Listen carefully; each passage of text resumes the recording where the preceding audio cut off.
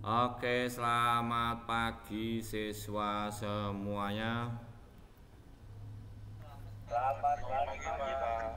Nah, kita hari ini akan melanjutkan pembahasan yang kemarin kita sudah sampai pada ngomongin gaya pemulih. Kita singgung sedikit.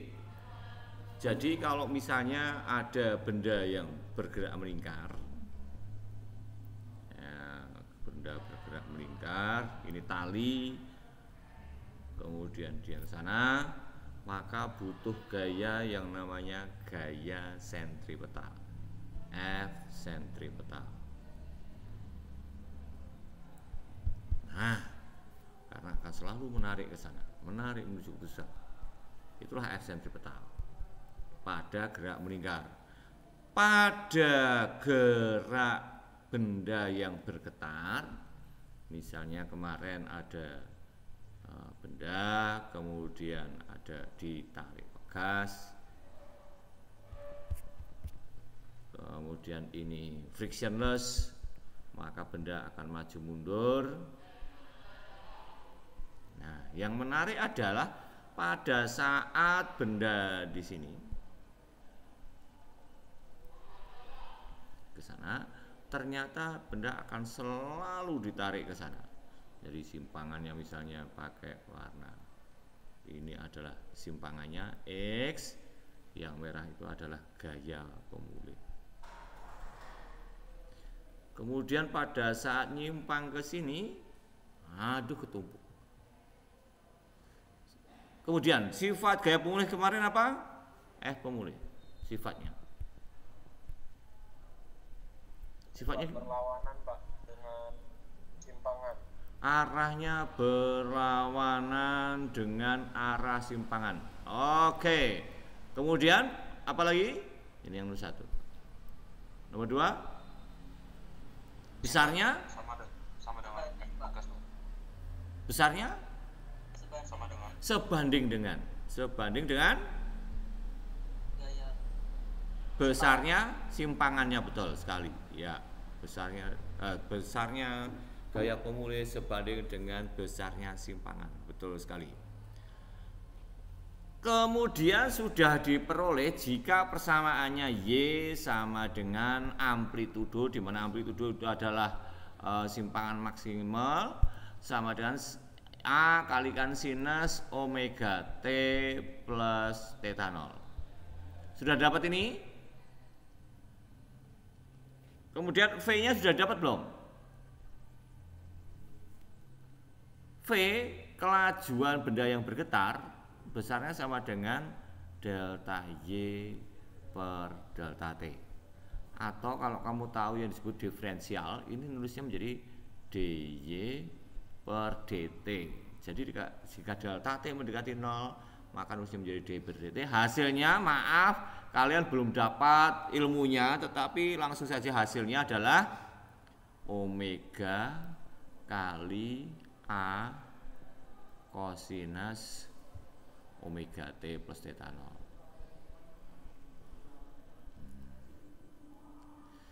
Kemudian itu kan kelajuannya. Nah, percepatannya A besarnya sama dengan delta V per delta T, atau nulisnya menjadi dV dt. Sama dengan, nah yang sekarang harus hati-hati, ada minusnya. Minus omega kuadrat A sinus omega T plus theta 0. Kalau kamu pelototi, si A sinus itu kan sama dengan Y juga, sehingga hasilnya A menjadi sama dengan minus omega kuadrat Y. Nah, dapatlah sudah. Ini A-nya sesuai dengan sifatnya tadi, gaya pemulih F sama dengan M kalikan A. Kalau A-nya sebanding dengan simpangannya, maka dia pasti ada dikalikan Y. Kemudian ada kata-kata minus. Oh, berarti arahnya berlawanan. Seperti itu. Ini persamaan 1, persamaan 2, persamaan 3. Kemudian kita coba terjemahkan. Saya tulis ulang di sini. Persamaannya adalah Y sama dengan A sinus omega T plus theta 0.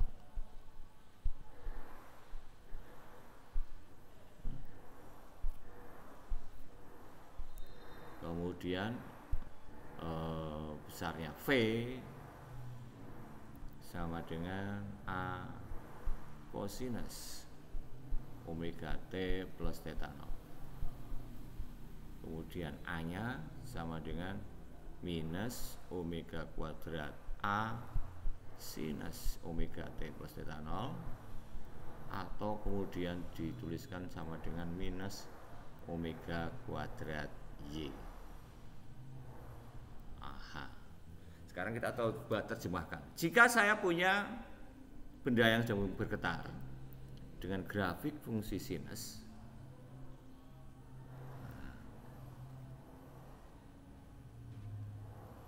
loh kok tidak di theta 0, tidak di 0 startnya? Ya, karena ini ada koreksi sebesar theta 0. Nah, itu berarti mundur sebesar theta 0. Ini loh perannya theta 0 yang kemarin kita bahas.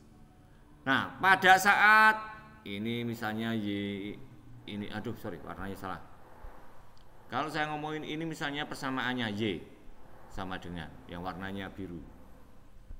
Terus bagaimana dengan yang terjadi? Oh, pada saat menyimpang maksimal di sini, Y sama dengan amplitudo sama dengan Y maksimum, ternyata diperoleh grafiknya menurut grafik ini sin cos. Oh persis. Oh kalau gitu, kalau kita gambarkan fungsi apa maksudnya V-nya itu adalah seolah-olah kayak cos. Jadi mundur 90 maju 90 derajat.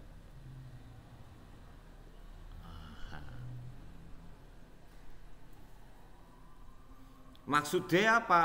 Kita lihat pada saat simpangan maksimal Y maksimal atau amplitudo, ternyata diperoleh justru V-nya pada saat itu sama dengan 0. A-nya sama dengan minus omega kuadrat Y, berarti karena ini Y maksimum berarti sama dengan minus omega kuadrat amplitudo. Oh kalau gitu A-nya maksimal. Kalau A-nya maksimal maka gaya tariknya juga pasti akan maksimal, karena F sama dengan M kalikan A. Kalau A-nya maksimal maka F-nya juga maksimal. Artinya pada saat nyimpang terjauh gayanya semakin besar. Kita lihat juga sekarang pada saat kondisi di simpangan 0. Saat Y sama dengan 0, maka ternyata diperoleh V-nya maksimum. Nah, bagaimana dengan A-nya? A-nya juga akan sama dengan 0 ternyata. Astagfirullahaladzim. Aduh, kepencet salah. Tadi kenapa bisa out? Aduh, maaf.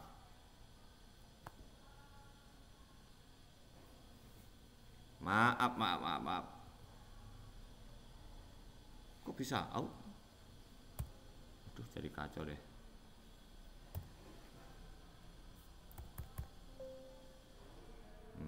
Saya ulangi. Saya teruskan ulang.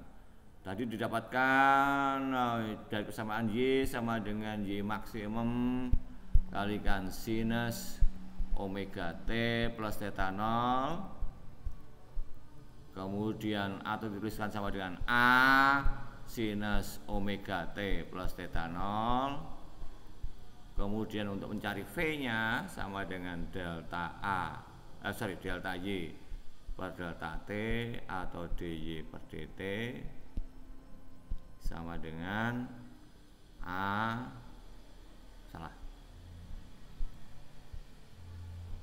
omega. Loh, ini kenapa sih? Kok bisa berubah-ubah sendiri?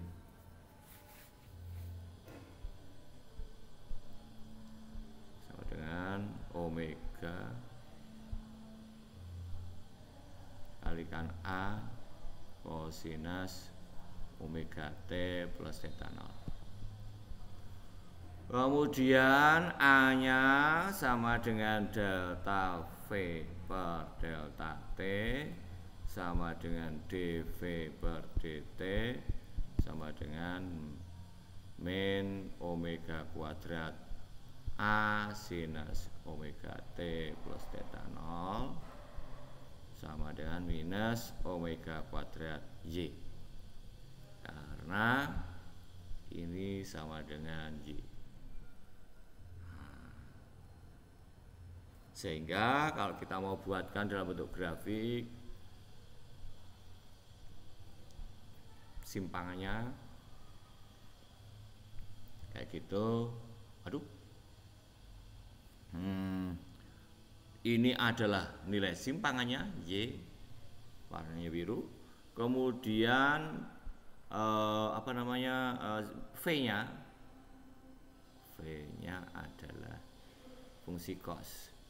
Jadi selisih maju 90 derajat. Ini adalah V lajuannya. Nah, kalau A-nya bagaimana? A-nya kan kebalikannya. Oh, kalau gitu A-nya adalah gini.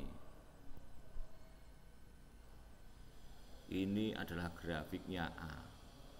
Berkebalikan dengan simpangannya. Nah, gitu. Ya. Ini adalah A warnanya. Kira-kira bisa dipahami nggak? Kita ulangi. Pada saat T sama dengan 0 diperoleh Y sama dengan 0. V-nya ternyata, saya kurang warnanya saya sesuaikan. V-nya ternyata maksimum. Ini nih, V-nya maksimum. V maksimum. A-nya ikut sama dengan 0. A-nya warnanya hijau. A sama dengan 0. Itu di sini. Nah, sekarang kita coba lihat di sini. Pada saat di situ Y sama dengan maksimum. Biru. Y sama dengan maksimum atau sama dengan amplitudonya. V-nya justru sama dengan 0. V di amplitudo sama dengan 0. Kenapa? Oh, ternyata pas dasar itu menjadi sama dengan 0 ini itu karena sedang posisi balik gitu, dari ke depan kemudian mau ke belakang. Sama dengan pada saat kamu melempar bola ke atas, ini sampai di puncak. Jadi kamu kayak di puncak. Tapi beda lagi dengan puncak di Bogor, ya kan? Kemudian A-nya sama dengan minus maksimum. A minus maksimum itu bagaimana? Ini A-nya minus maksimum. Artinya minus itu kan hanya arahnya kebalikan. Jadi mirip dengan kalau misalnya kamu punya benda dilempar ke atas, V ke atas, V ke atas. Pada saat itu kamu dapati adanya nilai A yang ke bawah, A yang sama dengan min G, ada negatifnya. Kenapa? Arahnya kebalikan gitu. Makanya ada nongol minus. A bernilai minus itu artinya apa sih? Oh, artinya diperlambat. Jadi kamu harus hati-hati. Arah V itu akan sama dengan arah gerak. Ya kan? Arah V sama dengan arah gerak. Tetapi arah A itu hanya untuk mengatakan dipercepat atau diperlambat. Karena pertambahan V-nya bagaimana itu yang diungkapkan oleh A. Oke. Nah, kalau kamu belajar fisika harus sampai di situ caranya memahaminya, harus sampai pada pemahaman. Oh, apa sih yang terjadi dari persamaan yang kamu peroleh? Bisa diterima, guys? Bisa, Pak. Yakin? Yakin, Pak. Oke, kita lanjutkan. Bagaimana dengan hukum kekekalan energi yang berlaku? Hukum kekekalan energi. Seperti kita tahu, energi itu di situ ada energi kinetik yang besarnya sama dengan setengah mv kuadrat. Ada energi potensial. Kita andaikan kalau pegas, itu energi potensialnya berapa? Pegas, energi potensialnya setengah K simpangannya tadi Y kuadrat. Kalau simpangannya ke atas ke bawah. Kalau F pegas, nah kamu supaya paham, F pegas sama dengan K kalikan X. Tapi kalau energinya kayak gitu. Nah, kalau perhatikan, energi potensial itu sebanding dengan Y kuadrat. Karena K itu adalah koefisien pegas, tingkat kekakuan pegas. Kekakuan pegas. Jadi kalau pegas yang sangat kaku, maka K-nya besar. Pegasnya ballpoint itu K-nya kecil sekali karena gampang penyet. Tingkat kekakuan pegas. Pegas mobil yang untuk per mobil itu pasti K-nya besar. Karena apa? Kaku banget. Kamu duduki pun pergeserannya cuma sedikit, ya kan?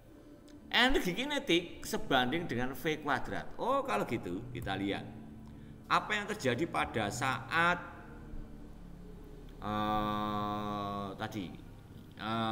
di posisi maksimum. Di posisi maksimum, Y maksimum simpangannya diperoleh simpangannya terjauh. Oh, berarti energi potensialnya maksimum juga. Bagaimana energi kinetiknya? Energi kinetiknya otomatis sama dengan 0. Kenapa? Karena V-nya 0. Nah, terus apa yang terjadi dengan kalau di tempat yang lain? Oh, ternyata di sini akan selalu terjadi konversi energi secara spontan dari energi kinetik ke energi potensial atau sebaliknya. Oh, berarti kalau dari puncak kemudian pada saat itu energi kinetiknya 0 karena V-nya 0, tetapi energi potensialnya maksimal. Habis itu dia mulai jalan. Nah, mulai jalan berarti ada energi potensial yang berubah menjadi energi kinetik. Coba sekarang kita fokus ke yang ini. Nah, pada saat itu Y sama dengan 0. Berarti energi potensialnya juga sama dengan 0. Tetapi kalau kamu pelototi V-nya, oh ternyata V-nya maksimum.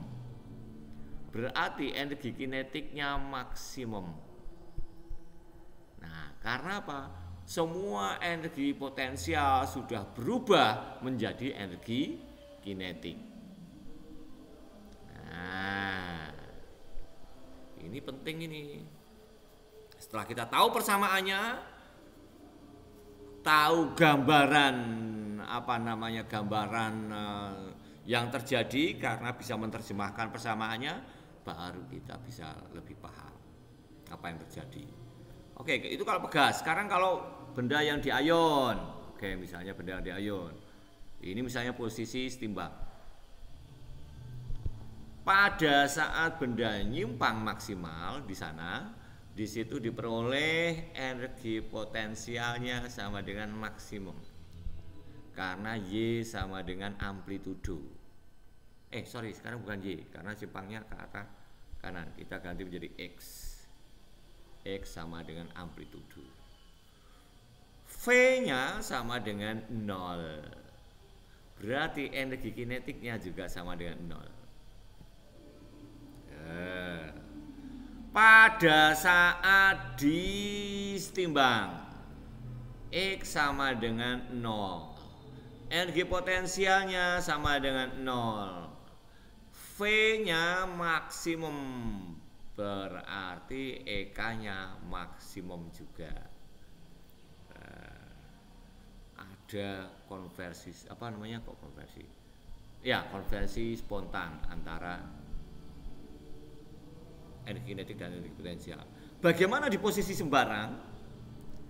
Kalau di posisi sembarang, ya berarti ada dua-duanya.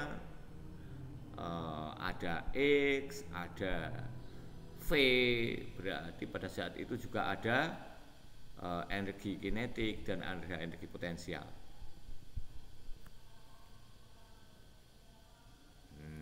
Jadi EP tambah EK di posisi tertentu sama dengan EK maksimum atau juga sama dengan EP-nya maksimum.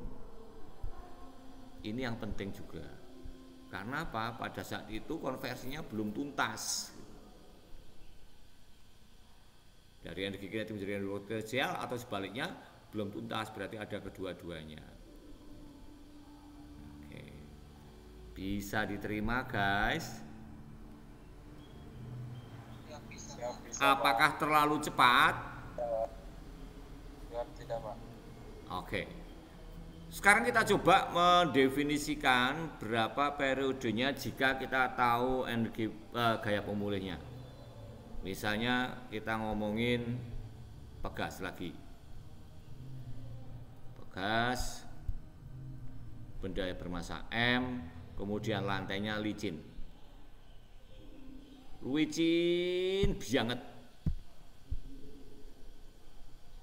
Sangat licin. Terus digetarkan. Pada saat itu kita tahu siapakah yang berperan sebagai gaya pemulih. F pemulih sama dengan siapa yang berperan sebagai gaya pemulih? R-nya, Pak. Gaya pegas. Gaya pegas. Nah, berapa besarnya gaya pegas? F pegas sama dengan K kali X. K kalikan X. Tetapi ada yang harus dicermati, bukan hanya K kalikan X, tapi ada minusnya. Kenapa bisa gitu? Contoh, pada saat nyimpang ke kanan, ini kan setimbang. Sekarang pada saat nyimpang ke sana, X-nya ke kanan, ini simpangannya X, tetapi gayanya ke arah kiri, F-nya ke kiri. Nah, F pegasnya berarti kan berlawanan arah. Kalau berlawanan arah ya harus negatif gitu. Oh, ternyata pada kasus ini F pegas berperan sebagai F pemulih. Ini yang harus dikurung. Sekarang kita coba aja. F pemulih sama dengan F pegas. Padahal kita tahu F pegas sama dengan minus K dikalikan X. Bagaimana dengan gaya pemulih? Gaya pemulih ya harus sama dengan M kalikan A getar. A getarnya itu yang mana? Yang ini tadi. Yang A getar. Inilah A getar.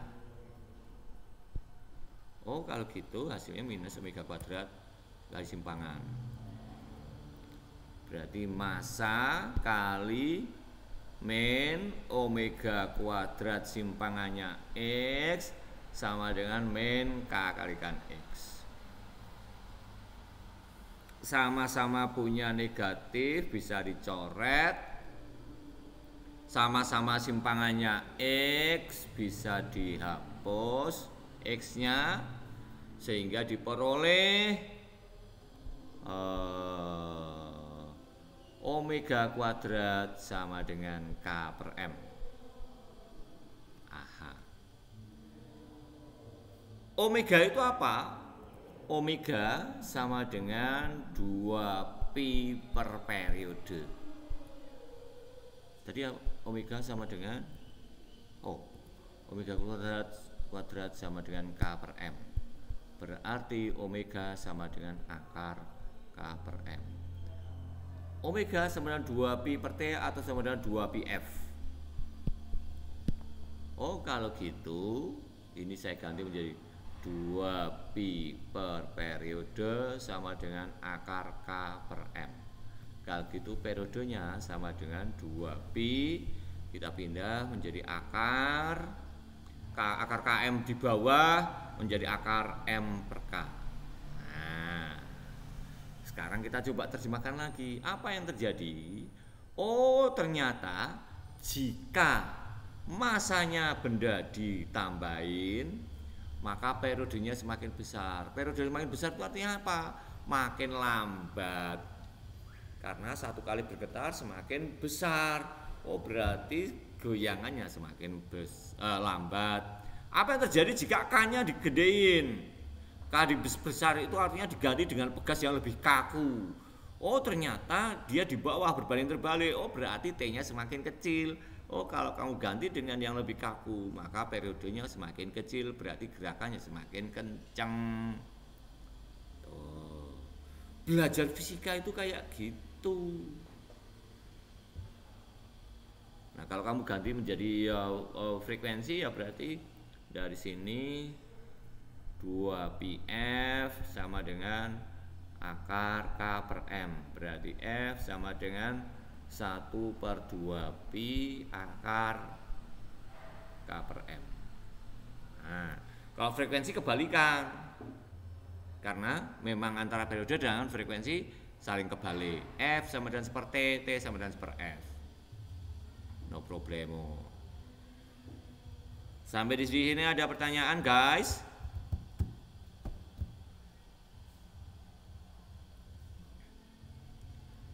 Oke, kalau tidak ada kita lanjutkan. Benda yang diayon. Massa M. Apa sih? Massa yang diayon. Dia sedang menyimpang sejauh di sini. X. Siapa yang berperan sebagai gaya pemulih? Tegang tali, Pak. Nah, yang harus dipelototi gaya tegangan tali itu arahnya serong ke sana. T. Berarti nggak mungkin. Gaya tegangan tali itu sama dengan arahnya tali. Persis arahnya tali. Gaya berat, Pak. Kemanakah arah gaya berat? Ke bawah. Ke bawah. Weight sama dengan M kalikan G. That's impossible. Izin, Pak. Ya. Tegang tali horizontal, Pak. Tegangan tali arah horizontal. Jadi, sebentar ini X-nya saya hapus dulu. Kalau saya andaikan T-nya saya uraikan, set. Ini T vertikal, set. T horizontal. Nah, ini T horizontal juga. Aduh, kebalik.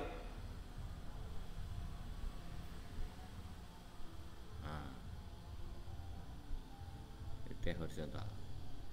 Maka yang berperan sebagai gaya pemulih adalah T horizontal. Ini udah pernah dibahas belum? Izin, Pak, udah, Pak. Oke. Kita buat contoh soal lagi yang lain kalau gitu. Air. Kemudian ada tongkat. Ini luas penampangnya A. Panjang tongkat L. Kemudian kita celupkan ke dalam air sehingga dia bergerak naik turun. Ayo. Naik turun. Siapa yang berperan sebagai gaya pemulih? Dan tentukan periodenya. Gaya Archimedes itu apa? Gaya pung. Gaya pung. Oke, buyansi besarnya berapa?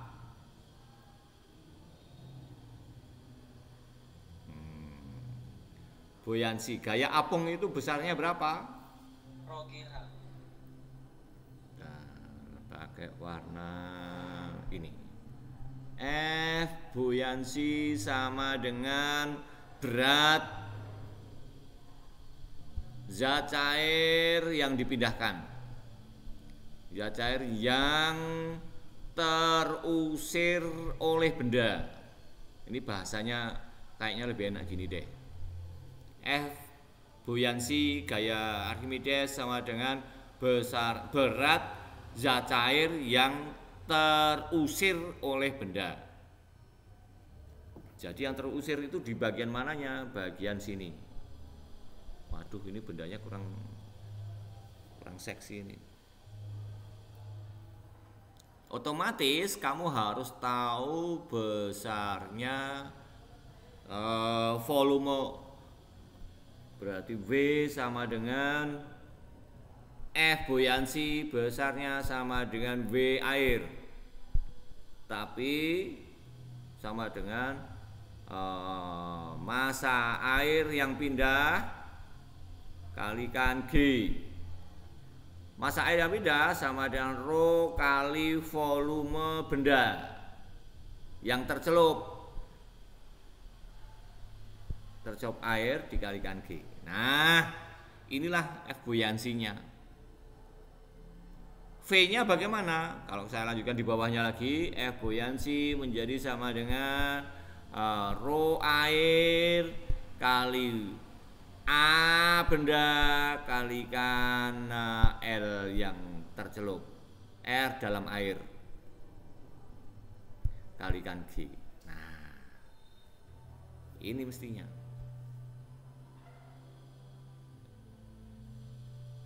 Ini kayak ke atasnya.